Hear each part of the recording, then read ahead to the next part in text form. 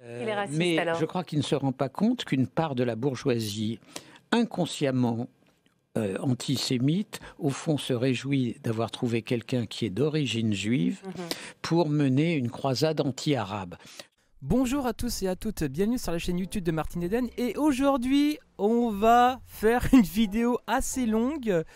Là où je vais carrément, je pense en tout cas, là je suis en train de regrouper les sources dans le document pour la description. Il y en a un sacré paquet, donc voilà, c'est voilà. La vidéo, les sources sont dans la description. N'hésitez surtout pas à y aller, à faire votre marché. Franchement, c'est assez édifiant. Pourquoi faire je sens même que je vais avoir des problèmes avec l'intro de cette vidéo. Enfin, ce n'est pas très grave. On assume. Pourquoi faire cette vidéo sur Zemmour? Parce que c'est dans l'air du temps. Parce qu'il faut bien rappeler à ces raclures de bidet. Oui, j'ai bien dit raclures de bidet. Et encore, je pense que c'est un peu insultant ou même totalement insultant pour le bidet. Faut rappeler à l'extrême droite où est sa place, c'est-à-dire dans les chiottes. Voilà, tout simplement, c'est parce qu'ils font que de la... c'est peut-être lié au fait qu'ils disent que de la merde. C'est peut-être lié, on va dire, d'un point de vue un peu plus poussé que... quand on admire autant la police, à un moment donné, vu qu'ils disent que de la merde sur la réalité, sur les faits, etc., leur projet de société ne peut tenir que par la violence. Et c'est peut-être pour ça qu'ils admirent autant les flics, ou l'uniforme, c'est parce qu'ils savent très bien qu'ils ne peuvent pas faire tenir leur société en dehors de la violence. Ils ne peuvent pas. Parce que c'est pas leur rapport à la réalité qui va faire tenir le truc. Contrairement aux anarchistes qui, eux, ne pensent pas la question de la répression ou de la police parce que ils pensent la société avec la réalité. Voilà. C'était la minute libertaire, la minute gauchiste. Vous vomissez, préparez vos sacs. Et donc voilà, parce que là je sors un petit peu aussi de mon cadre de 3 vidéos par semaine, parce que l'actualité s'y prête, parce que il y a eu des, comment dirais-je, des harcèlements de certaines personnes, de certains camarades, par rapport à la notion de grand emplacement, et j'ai vu le nombre de larmes que ça a fait couler, et je me suis dit, pourquoi pas, déjà, j'ai investi dans les mouchoirs, déjà, de fait, j'ai investi mon RSA dans les mouchoirs, et se faire une plus-value, et aussi, je me suis dit, tiens, il y a peut-être, il y a un coup à jouer sur ces fragiles, je pense qu'il y a honnêtement un coup à jouer. Et donc voilà, c'est l'épisode Zemmour, c'est l'épisode putaclic de l'absolu de l'amour. D'ailleurs, je sais même pas ce que je vais faire comme vignette, mais j'ai certainement trouvé un truc assez qualitatif. Donc enfin bref, Billy, comme tu l'as compris, aujourd'hui on va parler on est en mode zététicien, en mode débunkage, on est en mode foutage de gueule de l'extrême droite, Billy. Oui, j'ai dit extrême droite, qu'est-ce qu'il y a? Donc enfin bref, et donc on va commencer par... L'article de Libération, et même le montage qu'ils ont fait, de l'Obs, pas de Libération, de l'Obs, je dis des bêtises, de l'Obs. Et donc de toute façon, tout est dans la description, l'article de l'Obs. J'ai rajouté certains trucs par rapport à l'article en lui-même, même dans les sources, il y a des trucs de rajouter qui n'ont pas dans l'article d'origine, notamment avec Paxton et Laurent Joly. Donc voilà, j'ai rajouté quelques petits trucs à droite à gauche parce que voilà, c'est la plus-value de la vidéo, parce qu'on est des gauchistes, donc on aime bien rajouter des trucs. Et donc voilà, Billy, donc commençons la lecture de cet article fortement qualitatif de l'Obs. Allons-y, Alonso. Allons-y!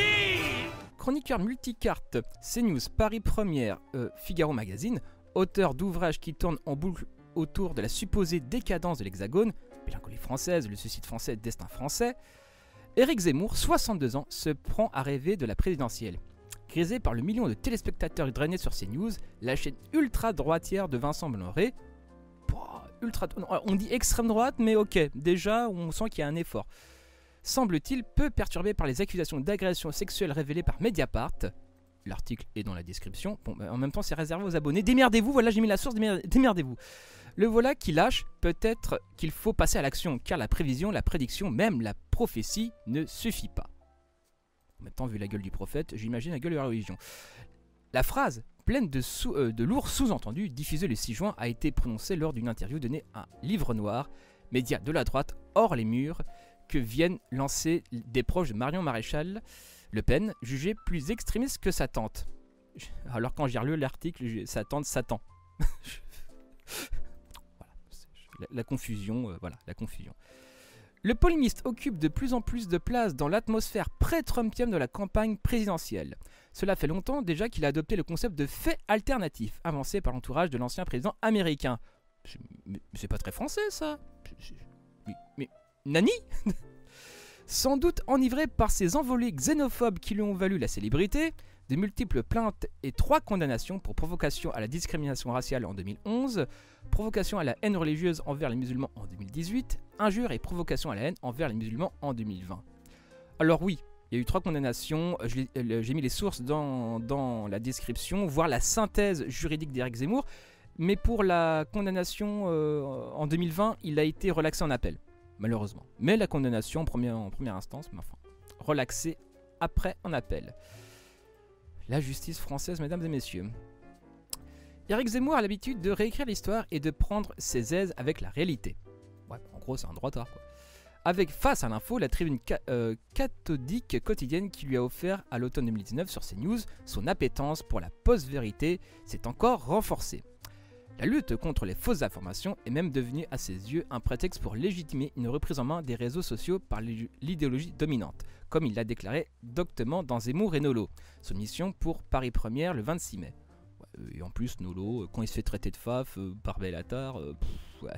Comment ça, je suis un facho fragile, tu n'es qu'un fragile. Salaud. Quant aux chiffres officiels, ils sont simplement et plus souvent excommuniés lorsqu'ils ne sont pas conformes à la pensée zémourienne. Oui, parce que bon, voilà. C'est un peu que, enfin, école à Sermondax, tu vois, c'est. Je confonds, c'est moi, Eric Sermondax. Voilà, voilà, quand la réalité dit que Zemmour a tort, c'est la réalité qui a tort, c'est Zemmour qui a raison. Voilà, c'est un peu ça, c'est un mode Chuck Norris fact.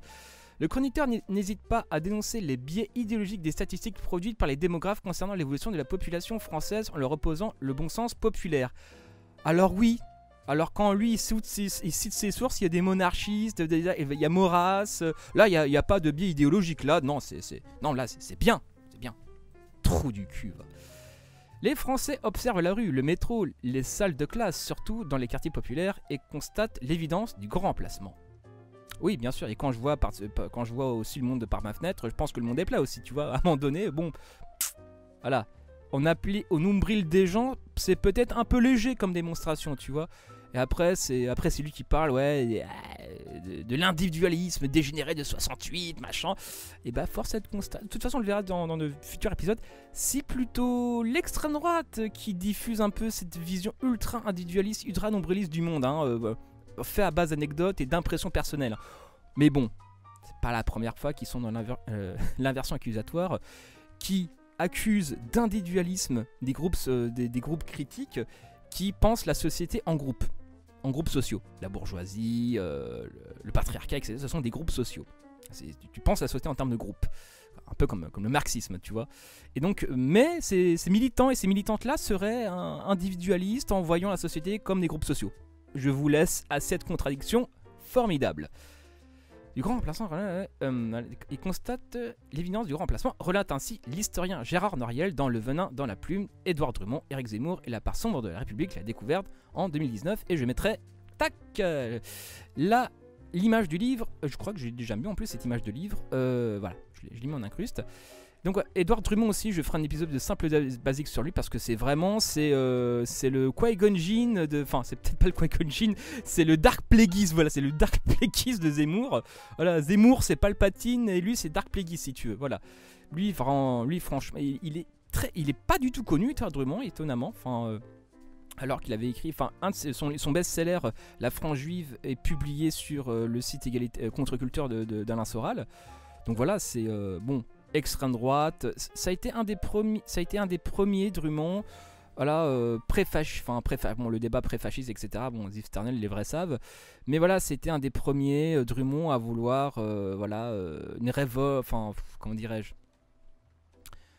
Ouais, enfin, c'est une espèce comment dire, faire une révolte, pas au nom de la monarchie, mais au nom de la République, etc. Donc ça a été, voilà, la République, c'est à ce moment-là, au fin du XXe siècle, que la contestation de l'ordre existant mais c'était plus au nom de l'ancien régime et de la royauté, c'était au nom de la vraie république, etc. etc. Donc c'était déjà le début de... Disons que Édouard Drummond a commencé un petit peu fissurer la chose avec aussi Maurice Barrès, enfin et d'autres. Le sujet est très compliqué, on parlera de Barrès et de Drummond un peu plus tard dans d'autres émissions et d'autres vidéos, s'il te plaît. Désormais, donc, grâce à Face à l'info et aux multiples ronds de service d'Éric Zemmour dans le paysage médiatique français, c'est chaque jour les fake news s'invitent dans les foyers français. Contre-vérité, chiffres inventés, affirmations sorties de nulle part, faits historiques travestis, l'Obs a retrouvé les meilleures perles ou du peut-être futur candidat à l'élection présidentielle. L'Obs, c'est vos confrères aussi qui lui sortent le tapis rouge à chaque fois à un moment donné. Voilà, à un moment donné, calmez-vous. Voilà, calmez-vous, s'il vous plaît. Donc voilà.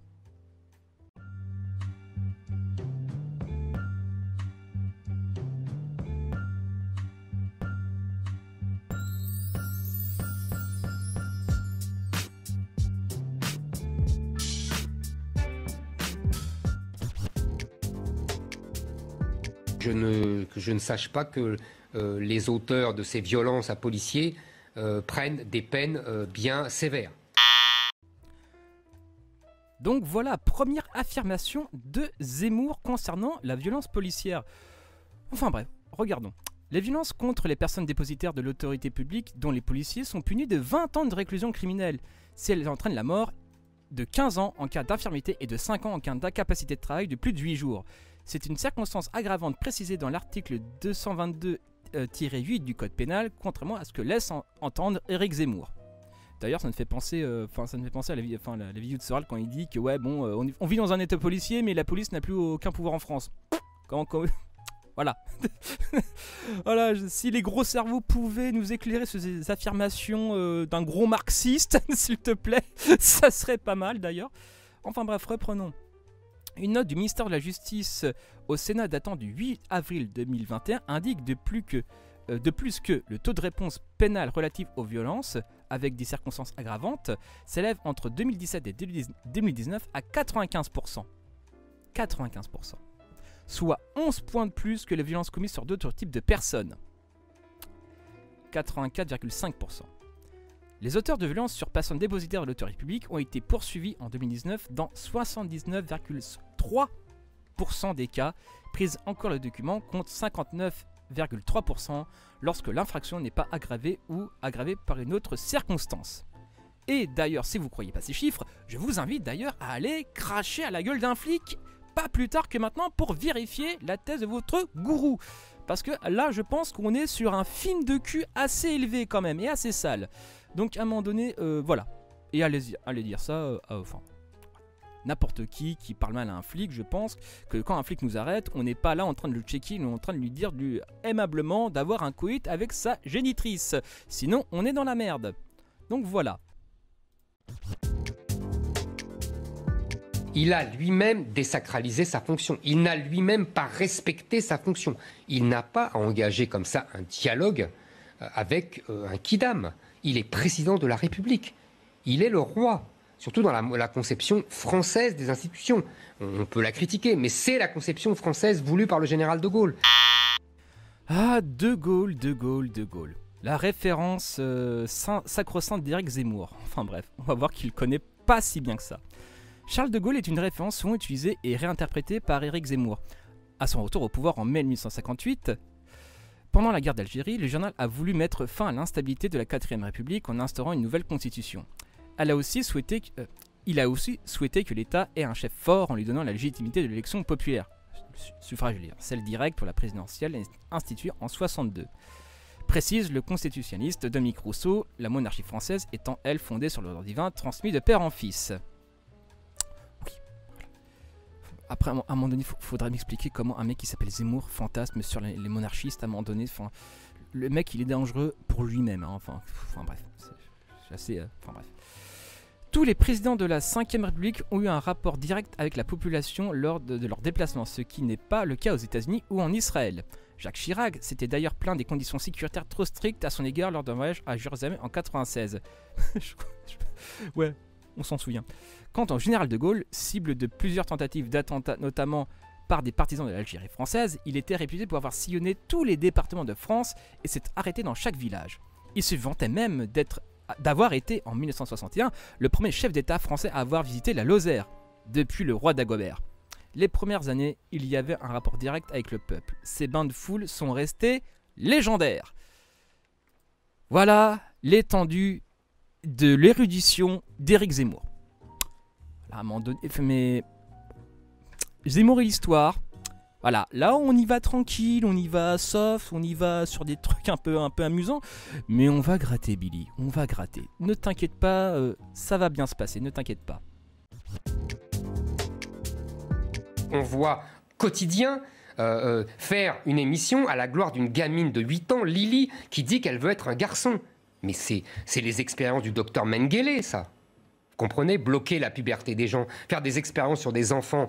Ils ont ressuscité le docteur Mengele, ils sont contents. Voilà, qu'est-ce que serait pas un bon sac à merde si on fait pas un détour parmi les trans et les queers, voilà. Ouais, c'est la base, ça, c'est incontournable. La première construction pénienne pratiquée sur un patient trans s'est déroulée en 1946, après la Seconde Guerre mondiale.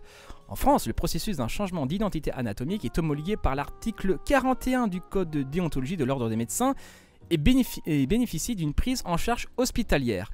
Rien à voir avec les expériences de Dr Mengele. À Auschwitz, le tortionnaire nazi Joseph Mengele, surnommé l'ange de la mort, avait installé un bloc opératoire où il réalisait des expérimentations très diverses. Inoculation du typhus, brûlure, mutilation sur les détenus juifs, xigames, hommes, femmes et enfants, dont la plupart sont morts. Il s'est auto-godouiné lui-même, j'ai envie de te dire, mais bon, si le ridicule tuait, il serait mort depuis assez longtemps, je pense. Non, c'est pas je pense, c'est un constat objectif. On a enlevé le christianisme, c'est pour ça d'abord qu'on a l'islam. C'est une religion de remplacement, dans tous les sens du terme. Ah, mon Zemmour, là, on évoque là le grand remplacement, Ah, là, là. Les fondamentaux, Billy, les fondamentaux. Au début des années 1950, plus de 90% des Français se disent catholiques. Aujourd'hui, d'après Enquête européenne sur les valeurs en 2018, dont source dans la description, Billy, tu peux aller voir, ils sont plus que 32%. Ceux qui se définissent comme sans religion sont devenus largement majoritaires, 58%. Ce sont en fait eux qui ont grand remplacé les catholiques. Les athées. Quoique, je me méfie quand quelqu'un se dit athée quelque part aussi. Hein. Je reste un peu sceptique quand même. Alors que seuls 6% des Français se déclarent musulmans devant les protestants. 6%. Bigre. 6%. Vous en déduisez ce que vous voulez. Voilà. La Cour des comptes dit que sur les 14 millions de gens qui touchent la retraite, il y a 50%, vous m'entendez Michel, 50% de gens nés à l'étranger. Donc si vous voulez là, on atteint les limites de la folie française. Bah tiens, sur la retraite, et effectivement sur la retraite, passage assez court d'ailleurs. Selon la Caisse nationale d'assurance vieillesse, le CNAV, le chiffre est de 18% et comprend aussi les Français nés à l'étranger, donc on est bien loin des 50%. Voilà, voilà. À un moment donné, si vous voulez, on est au niveau, voilà, le ciel est violet. À un moment donné, tu lèves la tête, non, il est bleu. Excuse-moi, c'est à un moment donné. Non mais ça pourrait faire un très bon... Enfin, Zemmour, si on était dans une période un minimum éclairée, Zemmour est un bouffon. Mais un bouffon qui est pris au sérieux par un sacré paquet de connards. Donc à un moment donné, vu que les connards sont assez nombreux, ils peuvent faire des mouvements politiques. Enfin bref. À un moment donné, mon PC saigne en fait. Là, il est en train de saigner. Du pu sort de mes enceintes en fait, quand je lis ça. Ils n'ont rien à faire ici, je vous le répète. Et s'ils sont souffrants, ils sont voleurs, ils sont assassins, ils sont violeurs, c'est tout ce qu'ils sont. Il faut les renvoyer. Attendez, il ne faut même pas qu'ils viennent. Alors là, on en vient au gros morceau. Le gros morceau, il a été condamné pour ça, oui, voilà. Enfin bref, précisez-le, je trouve, parce qu'en fait j'enregistre le truc un peu en freestyle, donc à un moment donné me souvenir de tout c'est un peu complexe, mais enfin bref, voilà. À l'occasion d'une audition à l'Assemblée nationale, l'Observatoire national de la protection de l'enfance a rédigé une note qui portait notamment sur les faits de délinquance concernant les mineurs non accompagnés, jeunes étrangers ou migrants âgés de moins de 18 ans et qui ne sont sous l'autorité ni de leur père, ni de leur mère, ni d'aucun adulte. L'Observatoire a souligné l'absence de statistiques fiables sur le sujet. Voilà. L'absence de statistiques fiables, je répète. Absence. En septembre 2020, la mission mineurs non accompagnés de la Direction de la protection judiciaire de la jeunesse estimait entre 2000 et 3000 les mineurs isolés étrangers délinquants, soit environ 10% des MNA, sans que cette estimation puisse réellement faire l'objet d'une vérification. Mais c'est juste une estimation. 10%. 10%. Le chiffre serait en augmentation, mais très éloigné du « c'est tout ce qu'ils sont » d'Éric Zemmour. Zemmour, c'est vraiment le Soral, en mode... c'est Soral, enfin, la seule différence entre Zemmour et Soral, c'est leur judéité. Qu'on soit très très clair. C'est Zemmour a la même fascination morbide sur les musulmans que Soral a une fascination sur les juifs. Donc, mais je traiterai du parallèle entre les deux dans un autre épisode, Billy. Enfin bref. Alors, regardons le reste. Sur les 16 760 jeunes enregistrés en 2019, 95% étaient des garçons, 61% venaient de Guinée, Mali et Côte d'Ivoire et 10,6% du Maghreb. Ils représentaient 15 à 20% de l'effectif de la prise en charge des services de la protection de l'enfance. La mission précisait dans son rapport de 2019 que les mineurs isolés pris en charge dans un cadre pénal présentent un état de santé physique et ou psychique très dégradé, traumatisme, conduite addictive, maladie, etc. Avec des recrudescences des actes auto-agressifs, automutilation, tentative de suicide et suicide, lorsqu'ils sont poursuivis dans un cadre pénal. Le rapport concluait « Ce sont des enfants comme les autres. Notre attention à leur égard ne doit pas être défaillante au risque de voir durablement ébranler les principes et fondements de non-discrimination et de droit à la dignité auxquels nos institutions sont attachées. » Ce sont des enfants comme les autres. Comme les autres. Voilà. À la poursuite de la déclaration d'Éric Zemmour, le parquet de Paris a ouvert une enquête pour provocation à la haine raciale et injure publique à caractère raciste. Et je précise à titre personnel que c'est très facile de s'en prendre à des enfants. Là, j'aimerais que, je sais pas moi, que Julien Rochdy, grand Nietzschéen, grand pourvoyeur de leçons, nous dise un avis sur la question. J'aimerais, n'importe quel connard d'extrême droite, les grands guerriers, les grands paladins, voilà, les grands keyboard warriors, j'aimerais un avis sur cette question spécifiquement. Si vous êtes en train d'écouter jusqu'ici, connard de gauchiste, machin, et cup, machin, mes couilles sur vos fronts, à un moment donné, expliquez-moi ça. J'aimerais une explication. Grand guerrier, soi-disant vertueux. Sans prendre à des gosses. Voilà, je dis ça, je dis rien. Le Conseil supérieur à l'audiovisuel, CSA, gendarme des ondes, a sanctionné CNews d'une amende de 200 000 € pour incitation à la haine et à la violence. Voilà pour cette partie. Et un peu désolé, enfin, non, je ne suis pas désolé, c'est faux, je les emmerde, je vous pisse à l'arrêt. Je vous pisse dessus, tous en tant que vous êtes. Et lâchez-vous dans les commentaires, ça ne change rien à ce fait que je vous pisse dessus. Les Américains sont les rois des statistiques ethniques. Ça a ses inconvénients, ses avantages, mais au moins on a les chiffres. Il faut bien comprendre que les Noirs sont tués d'abord par des Noirs, à 97%. Puis, on peut voir que, d'après les chiffres qu'ils donnent, les Blancs ont 2 fois plus de chances d'être tués que des Noirs. Il y a à peu près 8000 morts blancs par an et 4000 Noirs. Et sur ces 8000 Blancs, 80% sont tués par des Noirs. Alors là, on arrive à l'aspect trumpien, peut-être un des aspects les plus trumpiens de Zemmour. Enfin bref. Ce sont en fait de fausses statistiques qui ont été attribuées au FBI et qui ont circulé lors de la campagne présidentielle américaine de 2016. On est national, ouais. Les Américains, ah bah ça dérange pas de prendre les mêmes trucs, ça dérange pas là, bande de trous du cul. Elle avait même été relayée par Donald Trump et font depuis les délices de la fachosphère sur les réseaux sociaux. Selon les chiffres de 2014 du site internet du FBI, 82% des blancs tués l'ont été par des blancs. 82% des blancs ont été tués par des blancs. Et 15% par des noirs. Le ridicule ne tue pas. Le chiffre cité par Éric Zemmour, qui se rapproche des statistiques réelles du FBI, est celui de 90% de noirs tués par des noirs. Selon une étude réalisée par l'Académie des sciences américaine entre 2016 et 2018, les hommes noirs ont 2,5 fois plus de risques d'être tués par la police au cours de leur vie que les hommes blancs en proportion de la population. Les chiffres, ça fait mal. Voilà. Hein. Trump, Zemmour, même combat.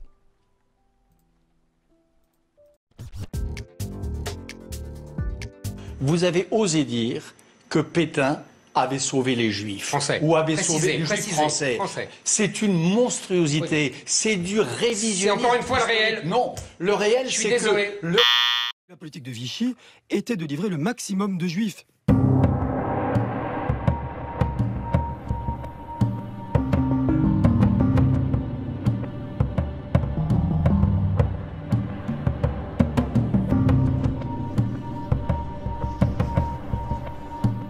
Pourquoi il y a eu 74 150 juifs qui ont été déportés, on le sait depuis les travaux de Serge Klarsfeld, et plus de 200 000 qui ont survécu en France. Aujourd'hui, les historiens sont tous unanimes pour dire que ce n'est pas la politique du régime de Vichy qui explique cela, mais c'est déjà l'existence effectivement d'une administration. Les agents qu'on a mobilisés pour arrêter les juifs étaient des agents ordinaires de l'État, et on ne pouvait pas s'attendre d'eux qu'ils agissent comme des antisémites.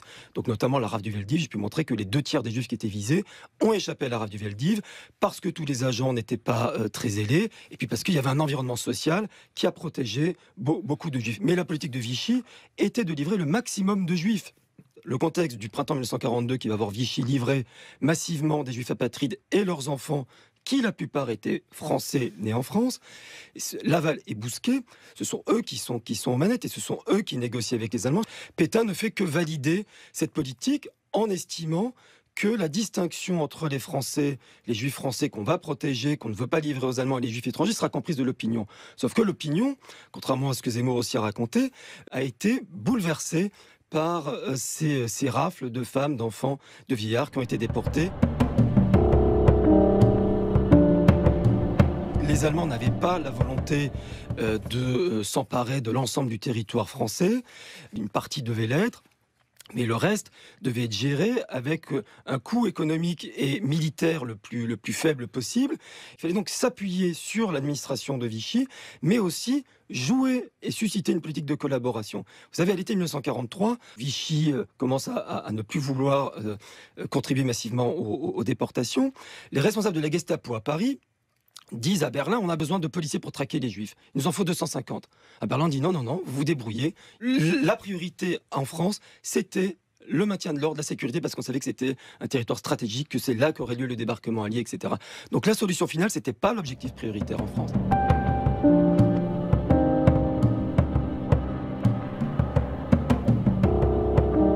La rafle du Veldiv est une opération de police. Donc effectivement, c'est la police municipale qui a organisé cette rafle.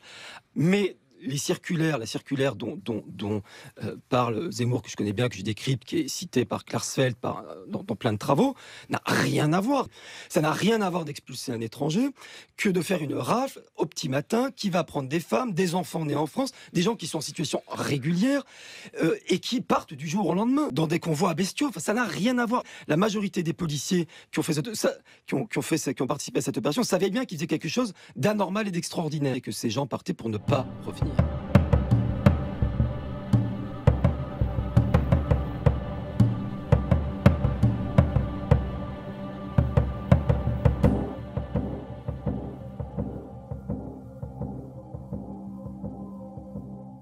Pétain a sauvé les Juifs, mais répondez-moi oui, non. Il a sauvé des Juifs français, oui. C'est un non-sens complet. Si on prend la peine d'examiner les lois antisémites des premières années de Vichy, ces lois se dirigent contre tous les Juifs habitant la France, citoyens français aussi bien qu'étrangers.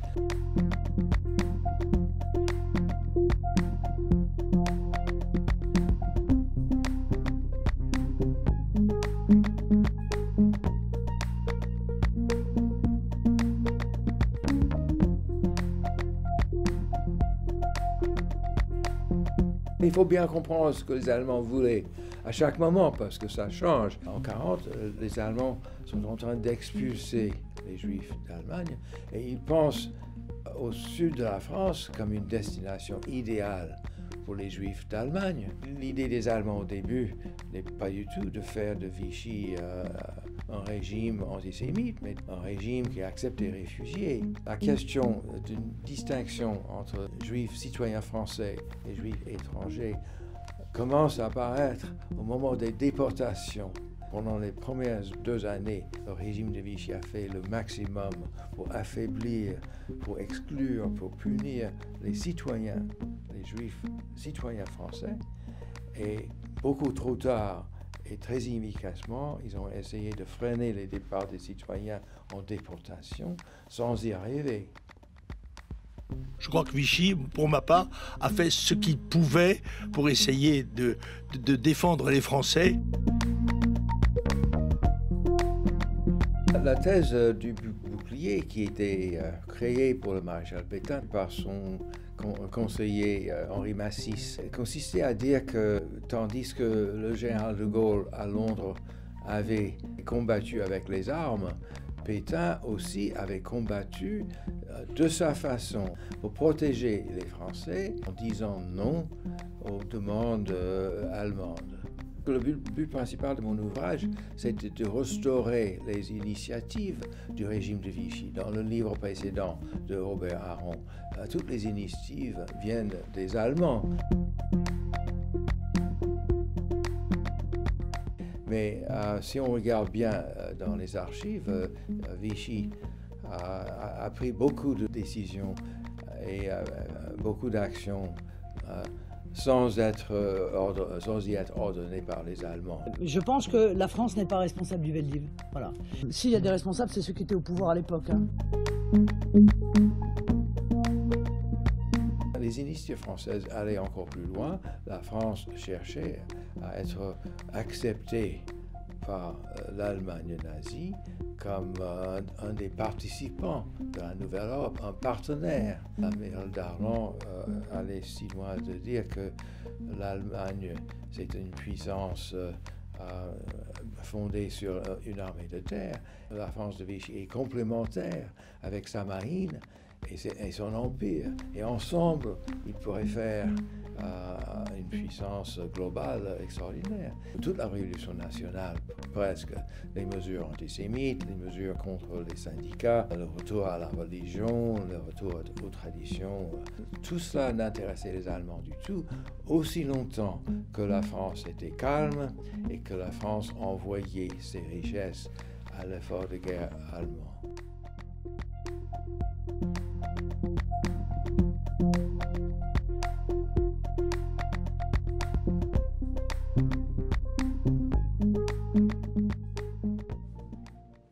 Ah là là, on en revient au négationnisme. Non, au négationnisme, au révisionnisme. Voilà, la fameuse théorie du glaive et du bouclier qui a été explosée par Robert Paxton.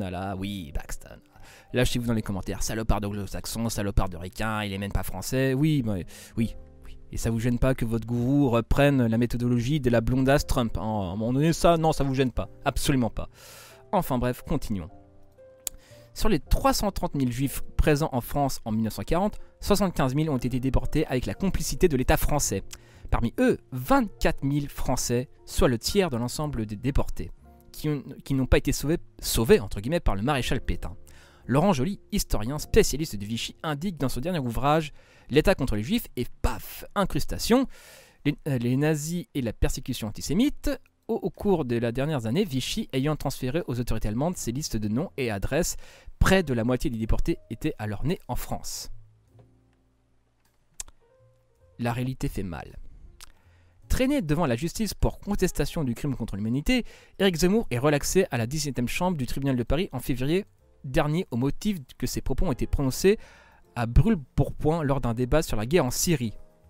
Ah mais il y a toujours un prétexte pour être un trou du cul, je dis pas le contraire. Ah aussi, Rochdi, alors on est censé assume ce qu'on dit, machin, ah là ça s'applique pas, ah non, c'était un débat passionné, blablabla. Quelle bande de lâches, je te jure, ils sont à vomir. Ils ont vraiment toutes les tares, ces gens-là, quoi. C'est trop du cul d'extrême droite. Ils ont vraiment toutes les tares possibles. Même s'ils contiennent la négation de la participation de Pétain à la politique d'extermination des Juifs menée par le régime nazi. Les partis civils, l'Union des étudiants juifs de France, l'association J'accuse, la Ligue internationale contre le racisme et l'antisémitisme, SOS Racisme et le mouvement contre le racisme et pour l'amitié entre les peuples ont fait appel. Éric Zemmour est né dans une famille juive venue d'Algérie qui a subi, comme tous les Israélites de la colonie nord-africaine, un dispositif législatif anti-juif mis en place de son propre chef par le régime de Pétain sans que l'Allemagne n'ait même demandé.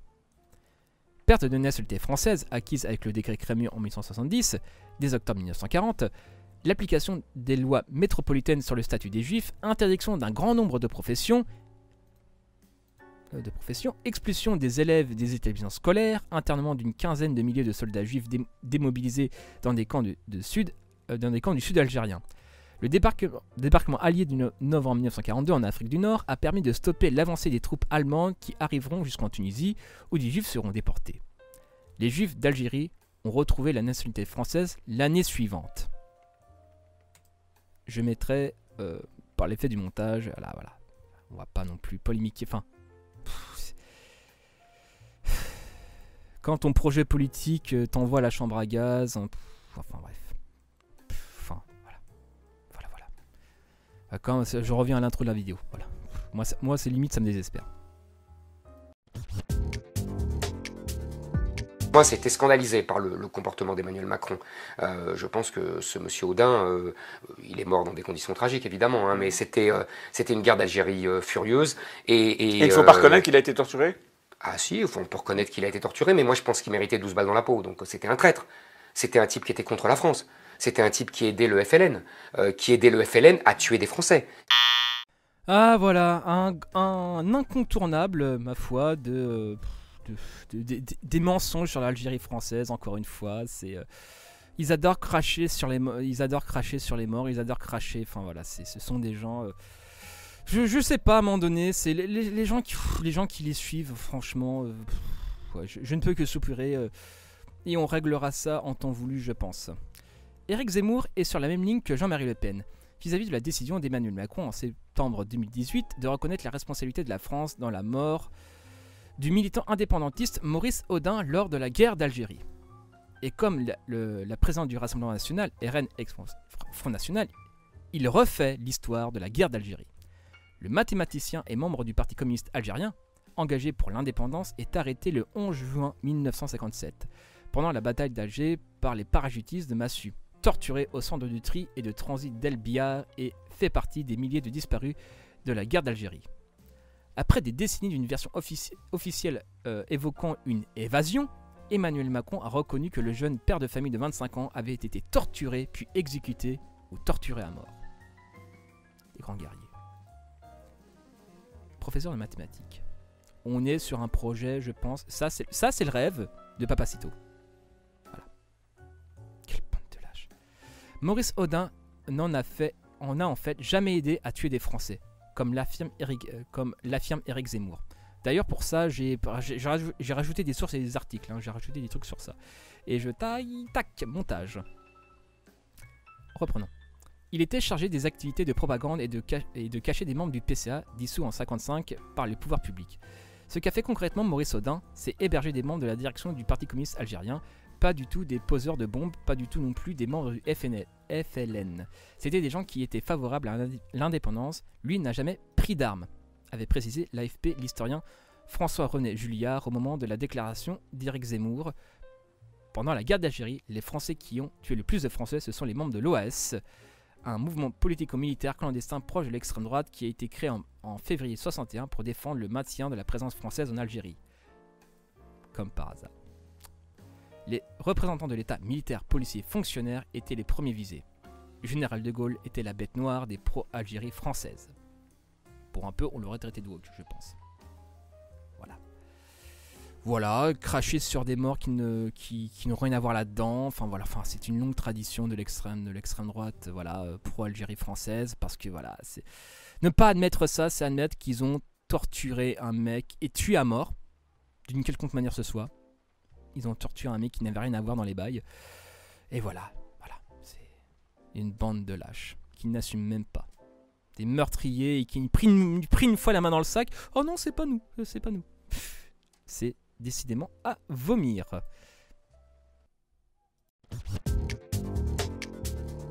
Normalement, chez moi, en tout cas depuis une loi de Bonaparte qui a malheureusement été abolie en 1993 par les socialistes, on doit donner des prénoms dans ce qu'on appelle le calendrier, c'est-à-dire les saints chrétiens. Alors, je m'appelle Absette, moi. Eh ben, votre mère a eu tort. Ah bon? Ma mère a eu tort. Elle a eu tort? Vous voudriez qu'elle m'appelle Marie ou des prénoms qui ne lui inspirent absolument rien? Absolument.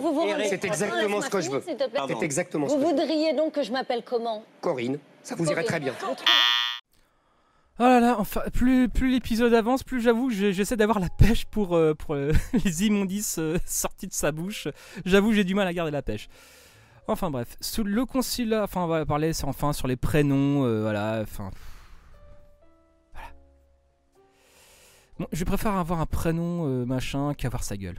Attaque sur le physique, gratuit, poum poum, rien à foutre. Hein. Franchement, voilà, c'est l'extrême droite, physique de ses idées. Bon, pour le coup, comment l'extrême droite défend ça? Enfin bref, c'est un autre sujet.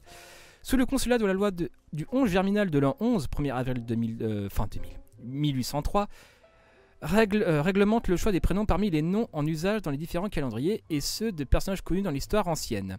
Mais il n'est fait nulle part mention du seul calendrier des saints. Ah! La loi a ensuite connu plusieurs modifications. Sous la 5e République et la présidence du général de Gaulle, en 1966, il est stipulé que les enfants français doivent normalement recevoir des prénoms français. Quelques prénoms étrangers sont acceptés, ainsi que des prénoms coraniques pour les enfants de Français, les enfants de Français musulmans. Voilà, de Gaulle. Mais De Gaulle doit être un dangereux woke, je pense. La loi de janvier 1993, sous le deuxième septennat de François Mitterrand, libéralise le choix des prénoms, dans la mesure où il ne porte préjudice ni aux droits des tiers, ni à l'enfant. Bon, ridicule, encore une fois. Il invente carrément des faits. Voilà, donc à un moment donné, c'est... Non, je pense qu'il a fait ça juste pour le plaisir de cracher à la gueule de la nana. Je pense que réellement il a fait ça pour un pur kiff. Un pur kiff de bâtard, hein, de salaud. Mais juste, je pense que ça n'a rien à voir avec machin, les prénoms. Je pense qu'il veut pas être mis au même niveau qu'une Renoir, tout simplement. Voilà, point. Il se pense au-dessus. Point. Je reprends les propos de Jacotte d'ailleurs. Bisous à elle. Enfin voilà, pour cette partie. Alors, petite précision, il n'y aura plus de vidéos qui vont couper les thèmes.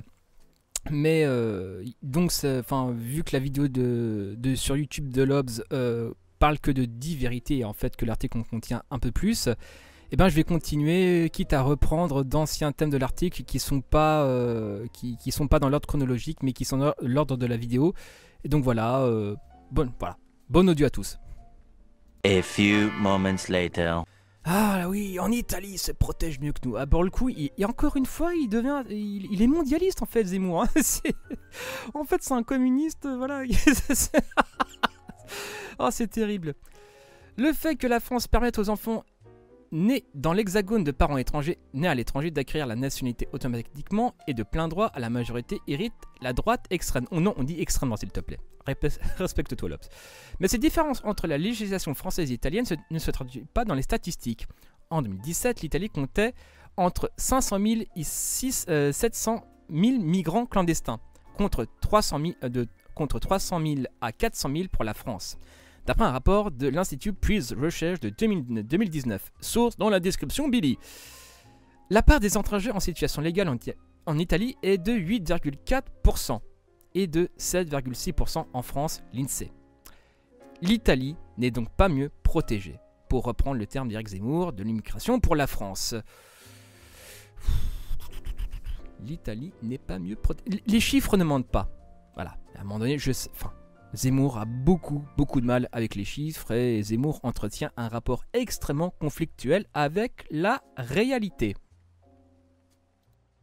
Ah, l'incontournable appel à la civilisation grecque, etc. Enfin, c'est ça, faut le savoir, hein, c'est dans mon livre. C'est vérifiable. Hein. Oh, voilà. Hein. Voilà. Enfin bref, lisons l'article. L'Empire byzantin, de langue et de culture principalement grecque, est apparu vers le IVe siècle dans la partie orientale de l'Empire romain qui se divisa alors en deux. Les mondes byzantins et latins se restaient largement distincts et se sont même opposés durant plusieurs siècles. Au cours de la 4e croisade, les Occidentaux prennent et pillent Constantinople. Les tensions sont alors vives au sein de la chrétienté, les Grecs sont perçus négativement par les Latins et vice-versa. Le concept de l'Europe émerge seulement au XVe siècle, après la crise de Constantinople, la capitale de l'Empire byzantin, par les troupes de Mehmed II. Il s'est développé en raison de la montée de l'impuissance de l'Empire ottoman et de l'opposition entre l'Europe chrétienne et l'Asie musulmane. La culture grecque a tellement été reçue par le monde musulman. Les Grecs, avec leur langue et leur écriture, ont abordé l'Afrique du Nord par la Cyrénaïque en 631 avant notre ère. Les ruines du temple de Zeus à Cyrène, classées au patrimoine mondial de l'UNESCO, en témoignent encore. Dans la quasi-totalité des cas, l'Occident latin a redécouvert le corpus grec, les textes médicaux, scientifiques ou philosophiques, notamment Aristote, via les écrits arabes. Voilà. Encore une fois, on défend une identité figée, hermétique. Voilà. Même moi je le savais, n'importe qui se souvenait de ses cours de l'école primaire, ou qui a ouvert n'importe quel manuel d'histoire d'école primaire de CM1, le sait. Ah, mais peut-être après que les Fafounais ne sont pas allés à l'école primaire. Hein. Dans ce cas-là, ils font scission avec la République. Hein. Bon, ils sont pas une incohérence près. Enfin bref, continuons. Et enfin, le dernier point à débunker, effectivement, l'inclassable, le grand classique, 30 ans de manière constante, Méditerranée, etc. Voilà. Comme si lui, il venait de Suède, quelque part. Enfin bref. Le regroupement familial, mesure qui permet à un étranger de faire venir son conjoint et ses enfants en France, est autorisé depuis une ordonnance de 1945 du gouvernement provisoire du général de Gaulle. Voilà. De Gaulleception. En 1976, le regroupement familial devient un droit plus systématique pour le ressortissant étranger. Il est aujourd'hui codifié à un niveau européen. Dans les années 70, l'immigration de travail est effectivement freinée. Le motif familial devient plus important que l'économique. Mais cette immigration de peuplement, pour reprendre l'expression d'Éric Zemmour, est quasi stable depuis 5 décennies. On enregistrera 81 500 titres de séjour au motif familial en 1871 et 90 502 en 2019, sur un total de 777 406. Le motif familial est aujourd'hui pratiquement à égalité avec le motif étudiant. Les chiffres, Billy, les mathématiques, la science, les statistiques, voilà. On emmerde la réalité, parce que la réalité est trop de gauche, voilà. Oh, heureusement que le truc se finit, quoi. Alors, que dire de tout ça, que dire de cet article? On aurait pu continuer, on peut continuer des semaines comme ça, en fait, à faire des prisons critiques et rappeler quels sont les vrais chiffres, etc. Je peux faire ça toute la journée. Mais voilà, c'était juste un soupçon, un infime échantillon à dose homéopathique des conneries de Zemmour. Après, je sens que on va me reprocher, mais en fait, tu l'insultes, machin. Je m'en bats les couilles, Billy. Le ton, je l'ai toujours dit dès le premier épisode, je pense, je lui dis, le ton, il n'y a qu'un chemin, c'est tout droit. Voilà. Ce travail de débunkage devait être fait, en tout cas un léger début de débunkage. Il y a énormément d'articles sur le net qui débunkent les propos d'Éric Zemmour. Il y a même des gens qui le pensent comme un érudit. Il y a même des gens qui pensent que c'est intellectuel. N'est-ce pas, Jean-Luc? Donc, à un moment donné, Zemmour n'est ni un érudit, ni un historien, ni un journaliste. Éric Zemmour est une petite merde qui a une énorme caisse de résonance. Tout simple. Il a une énorme caisse de résonance parce qu'il est pratique pour, dans une période d'inégalité sociale, de troubles. Parce qu'à un moment donné, le niveau de vie des gens s'abaisse, etc. Donc à un moment donné, les classes moyennes ressentent le déclassement, et voire même le déclassement est une donnée objective. Et ben à un moment donné, au lieu de parler des inégalités sociales, on préfère cacher ça derrière le grand remplacement, derrière un combat civilisationnel et autres conneries du même acabit. Et donc voilà, c'était un débunkage homéopathique d'Éric Zemmour. C'était Martin Eden en direct du Goulag. Bisous à vous et j'emmerde les Fafounets.